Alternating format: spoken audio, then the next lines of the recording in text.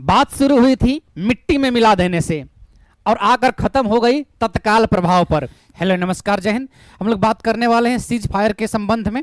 भारत और पाकिस्तान के बीच युद्ध विराम या सीज फायर की घोषणा कर दी गई है, लेकिन इससे संप्रभुता को हमारा क्या फर्क पड़ेगा? क्या हमारी संप्रभुता खतरे में पड़ रही है या संप्रभुता से कोई फर्क नहीं पड़ता है? इसके बारे में संपूर्ण जानकारी आपको प्रोवाइड कराएंगे इस वीडियो में। तो वीडियो में बने रहें, वीडियो को लाइक कर दें, शेयर कर दें और चैनल को सब्सक्राइब अभी तक नहीं किए तो सब्सक्राइब कर लें, जिससे इस प्रकार के इन्फॉर्मेटिव वीडियो आपको समय समय से मिल पा रहे हैं। ये सवाल इसलिए भी उठ रहे हैं क्योंकि भारत और पाकिस्तान के बीच युद्ध हो रहे हैं, तो सीज फायर की घोषणा भी भारत और पाकिस्तान को करना चाहिए। लेकिन भारत और पाकिस्तान से पहले सबसे पहले राष्ट्रपति डोनाल्ड ट्रंप ने घोषणा की थी कि सीज फायर हमारी मध्यस्थता से हो गया है। After a long night of talks mediated by the United Nation के लॉन्ग टाइम में रात्रि में मीडिएटर के मध्यस्थता करने के बाद I am pleased to announce that, उन्हें खुशी हो रही है अनाउंस करके कि इंडिया एंड पाकिस्तान है agreed to full and immediate ceasefire. Full यानी कि पूरी तरह से और इमीडिएट यानी कि तत्काल प्रभाव से सीज फायर पर राजी हो गए हैं। सीज फायर कई प्रकार का होता है, अभी बात करेंगे। 3 प्रकार का होता है, किस प्रकार का होता है, 3 कौन सा प्रकार होते हैं, अभी बात करेंगे सीज फायर के बारे में। तो कांग्रेचुलेशन टू बोथ कंट्रीज, दोनों को कांग्रेचुलेशन कर रहे हैं। तो सीज फायर की घोषणा भारत ने नहीं किया, पाकिस्तान ने नहीं किया, इन्होंने बाद में किया। सबसे पहले राष्ट्रपति ट्रंप ने किया था घोषणा, इसलिए भी ये सवाल पैदा हो रहे हैं। बाद में पीआईबी ने लिखा था कि पाकिस्तान के सैन्य संचालक महानिदेशक ने आज दोपहर 5:35 बजे भारतीय डीजीएमओ को फोन किया। उनके बीच सहमति बनी कि दोनों पक्ष भारतीय मानक समयानुसार 5 बजे से जमीन, हवा और समुद्र में सभी तरह की गोलाबारी और सैन्य कार्रवाई को बंद कर देंगे। इन्होंने राष्ट्रपति डोनाल्ड के बीच में के बारे में नहीं कुछ कहा। तो ये डॉक्टर एस जयशंकर का ट्वीट है। इन्होंने भारत और पाकिस्तान के बीच सीज फायर के बारे में बताया, लेकिन उन्होंने राष्ट्रपति ट्रंप का नाम इसमें नहीं लिया है। इस प्रकार की वार्ताओं के बीच में न्यूयॉर्क टाइम का एक लेख प्रकाशित हो रहा है, काफी तेजी से वायरल हो रहा है न्यूयॉर्क टाइम का। ये लेख उस समय का है 1978, 3 दिसंबर 1971 में जब भारत और पाकिस्तान के बीच युद्ध हुआ था। इंदिरा गांधी उस समय प्रधानमंत्री हुआ करती थी, उस समय का ये लेख है। इस रिपोर्ट में कहा गया है कि she specialist mentioned Britain and no left doubt that she was also talking about United states.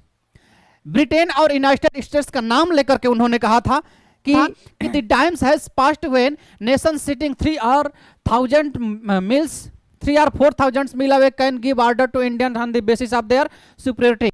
वो समय गया जब 3000 और 4000 मील दूर बैठे अपने रंग भेद के आधार पर भारतीयों को आदेश दे सकते थे। वो समय अब गया, वो समय नहीं है, इसलिए आप हमें आदेश नहीं दे सकते अब। तो ये जो है कि ये जलवा था प्रधानमंत्री इंदिरा गांधी का, और अब जलवा है कि सबसे पहले राष्ट्रपति ट्रंप घोषणा कर रहे हैं कि हमने सीज फायर करा दिया है। इस सीज फायर के साथ हम संप्रभुता के बारे में बात करें तो संप्रभुता के बारे में पहले बता दें, फिर सीज फायर के बारे में बताते हैं। संप्रभुता का अर्थ है किसी क्षेत्र या राज्य के सर्वोच्च स्वतंत्रता अधिकार रखना। किसी क्षेत्र या राज्य का मतलब है देश से मतलब है, तो सर्वोच्च स्वतंत्र अधिकार रखना, यानी कि उसके मैटर में, इसके संबंध में, राज्य को अपने संबंध में किसी भी देश को स्वतंत्र अधिकार रखता है। वो किसी भी प्रकार का निर्णय लेने के लिए सर्वोच्च शक्ति रखता है, उसमें कोई भी इंटरफेयर नहीं कर सकता है। उसी को संप्रभु कहते हैं या संप्रभुता कहते हैं, इसी बात को संप्रभुता बोलते हैं। ये 2 प्रकार का हो सकता है, एक आंतरिक संप्रभुता हो सकता है और एक बाह्य संप्रभुता हो सकता है। आंतरिक संप्रभुता का मतलब कि देश के अंदर जो भी निर्णय लिए जाएंगे, किसी भी प्रकार का प्रावधान, किसी भी प्रकार का निर्णय अपनी सरकार के माध्यम से लिए जाएंगे। वहां की निर्णय वहां की सरकार करेगी किसी भी देश के आंतरिक मैटर में। यह आंतरिक संप्रभुता कहलाया जाएगा। बाहर का कोई भी व्यक्ति हस्तक्षेप नहीं कर सकता है। और बाह्य संप्रभुता है कि राज्य का बाहरी शक्तियों में, यानी कि अंतरराष्ट्रीय कोई प्रावधान है तो उसमें भी, अंतरराष्ट्रीय प्रावधान में यानी कि विदेश नीति इत्यादि के संबंध में भी अपना निर्णय लेने की स्वतंत्र शक्ति किसी राष्ट्र के पास होगी। अगर स्वतंत्र शक्ति होगी तो बाह्य संप्रभुता होगी।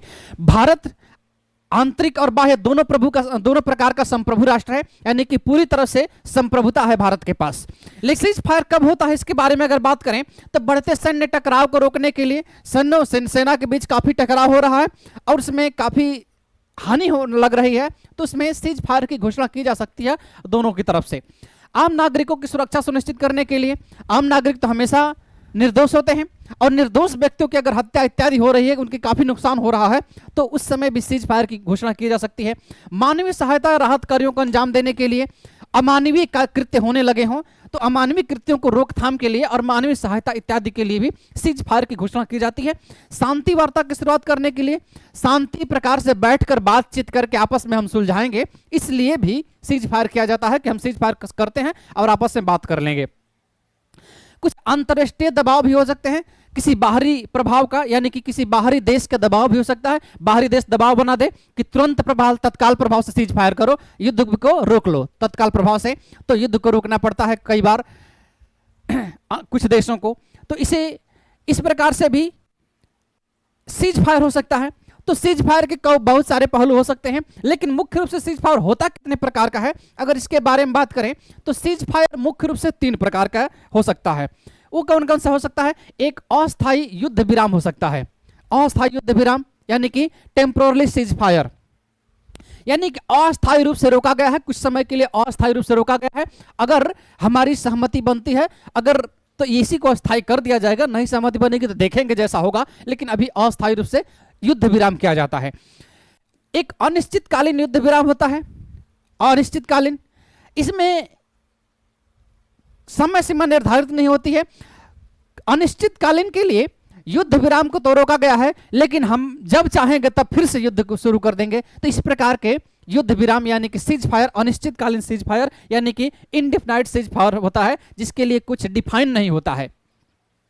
और एक होता है सबसे बढ़िया अस्थायी युद्ध विराम, सबसे प्रमुख होता है अस्थायी युद्ध विराम यानी कि permanent cease fire. Permanent cease fire का मतलब ये होता है कि हमको जो चाहिए था हमने वो प्राप्त कर लिया, हमें जो कुछ भी चाहिए था, हम जो चाहते थे वो हमें मिल गया, अब बस युद्ध विराम हो रहा है, अब हमें कुछ नहीं चाहिए, अब हम जो चाहते थे हमने कर लिया।